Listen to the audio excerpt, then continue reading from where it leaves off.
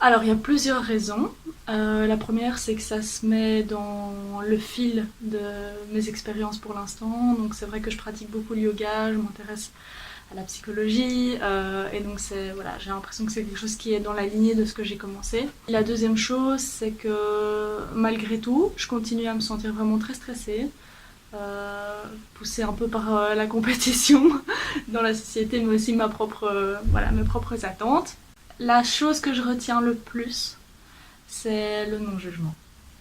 Le non-jugement par rapport à moi-même surtout. Euh, Parce qu'en méditant, j'ai appris à écouter ma petite voix intérieure et comment elle s'adressait à moi.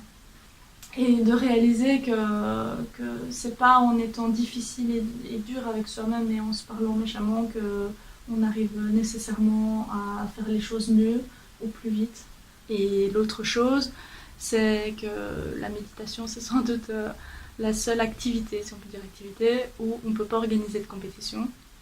Et donc, c'est aussi un endroit en moi-même où je peux enfin un peu lâcher prise, m'offrir de l'espace pour juste être et ne pas faire. Je me suis dit, tiens, j'ai envie, et si je le fais pas, je le ferai pas. Donc à un moment, je me suis dit, c'est une décision à prendre, c'est un choix à faire, et ça tombe pas mal dans ma vie, ça tombe au bon moment, j'en ai besoin maintenant, donc qu'est-ce qui me retient à part mes propres peurs en fait? Mais surtout parce que quand j'ai fait des recherches donc, sur internet, j'ai vu que Google référençait cet endroit comme étant bon, il y avait des beaux commentaires. Et donc je me suis un peu renseignée sur Marjane Abadi et je me suis rendu compte, même sur YouTube, qu'en fait sa vision des choses correspondait pas mal à ma façon de concevoir les choses. Et je sentais un bon feeling, donc voilà, je me suis dit vas-y. Très chouette, c'est bon vivant, on s'amuse, on rigole beaucoup, on partage énormément de nos expériences, de manière je trouve très spontanée et juste. C'est-à-dire qu'on a le droit de ne pas être parfait, on a le droit de ne pas être complet, on a le droit de se tromper.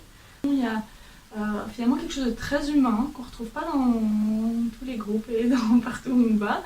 Et donc ça ramène aussi à l'essentiel d'avoir des gens avec qui on peut juste être en fait. Continue à nous envoyer des emails, créer une newsletter, ça peut être chouette. Mais ce que je pense qui pourrait être super chouette, c'est de faire des rendez-vous d'anciens. Qu'on puisse tous se rencontrer, prendre un drink, chacun ramène un truc à boire ou à manger, ça je trouve que ce serait génial. Dès le départ, il y a des petites règles qu'on crée ensemble et qu'on choisit de suivre ensemble, avec vraiment ces notions de respect, de bienveillance, d'apprendre à parler en je et pas en nous. Parce que je pense que même quand on est dans le cycle, méditer, c'est pas évident.